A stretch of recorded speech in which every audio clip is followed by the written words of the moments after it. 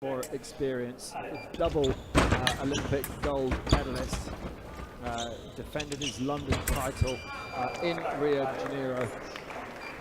Curatoli from Naples,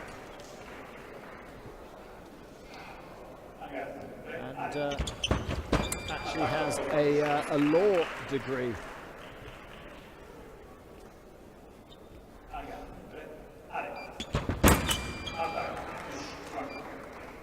His half-brothers, Raffaello Casaretta and Leonardo Casaretta, have both been involved in fencing. Raffaello won a bronze medal in the team saber at the 1996 Olympic Games in Atlanta. And Leonardo is a saber coach and has trained Curatoli since he was a child. So he comes from a saber fencing Italian dynasty.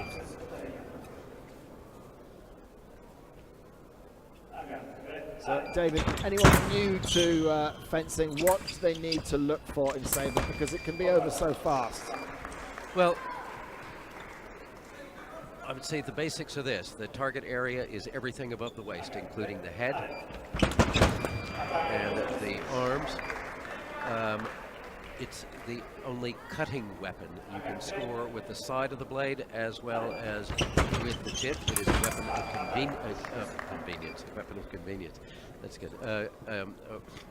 You have to earn the right of way in order to score, same as in foil.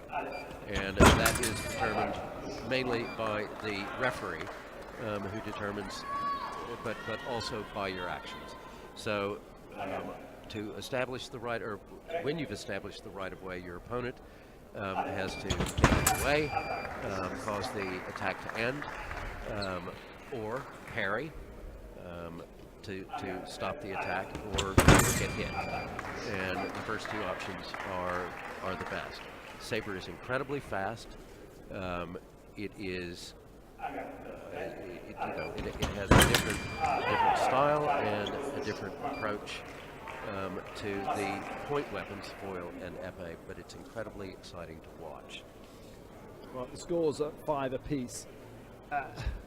Knowing what your opponent is going to do, or second guessing what your opponent is going to do, is kind of the key, isn't it, with saber? And you will often see fencers potentially show their opponent what they're going to do, and then their opponent will think, oh no, he's going to do that again, and then they will do the reverse. So they'll have this kind of second intention, maybe a point before, and they'll try and show an opening that's not going to exist. It's like bluff and double bluff. The amount of thinking that has to go on here is remarkable, and especially at the speed at which it occurs. You're stepping off the line when the referee says allez, and you're going to have to have an action and a plan set, and that will take us to the break. Yeah, 8-6 at the break. As soon as the fencers reach 8 points in saber, because the clock rarely ticks down to the 3 minutes. They need to have a break, and they'll have a break when they reach 8 points. 8-6 in saber. It is possible to make up big deficits, and 2 points is really nothing in it. And Curatoli, if he can get and kind of get in the mindset of Szilagyi, he's got a chance of catching this back up. But he's up against a very classic Hungarian saber fencer in Aaron Szilagyi. I mean, does Aaron Szilagyi have a weakness? And if so, what would it be? Of course, every fencer has a weakness.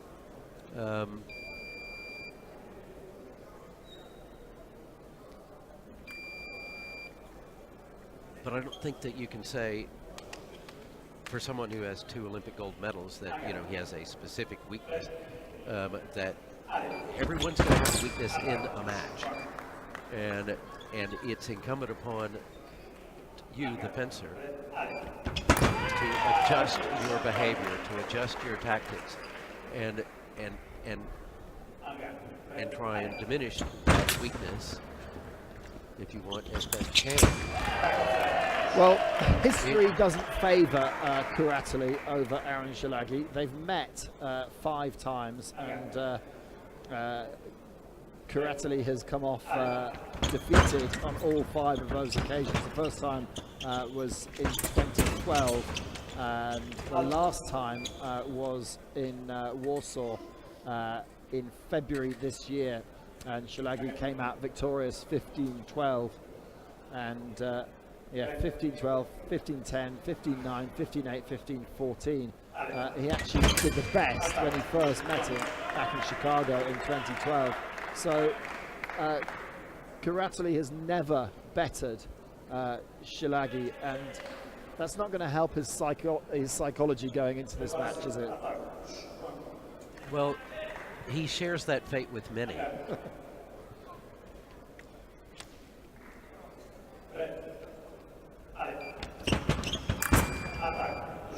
right, Curatoli threw on the attack there.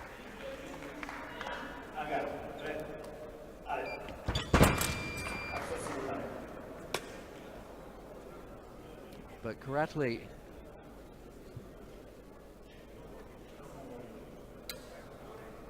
seems to be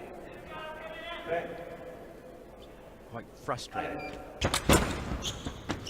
and it's not necessarily the thing that's going to get you into a gold medal match.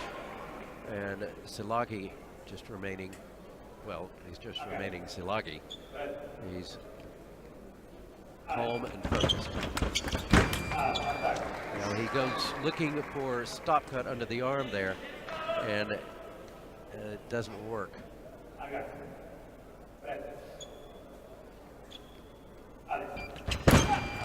That's together.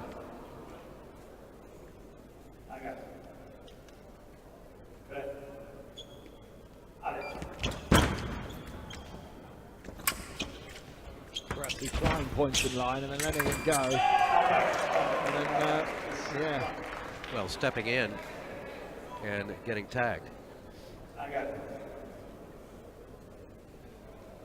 And Curatoli started well in this match, but Aaron Szilagyi really has showed his class.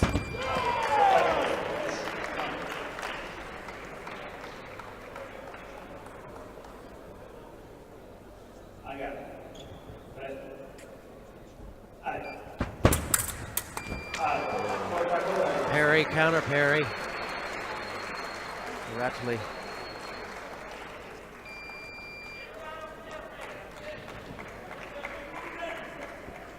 Escaping with that one.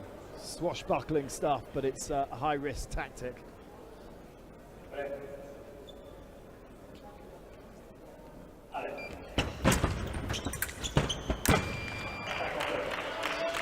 And that is it. And Aaron Szilagyi, true to form, makes it 6 wins out of 6 over the young Italian Curatoli. And the Olympic champion will progress through to the final. And David, was there anything? What could have Curatoli done better in that match? I think focus was an issue. You know, there were some calls that he disagreed with.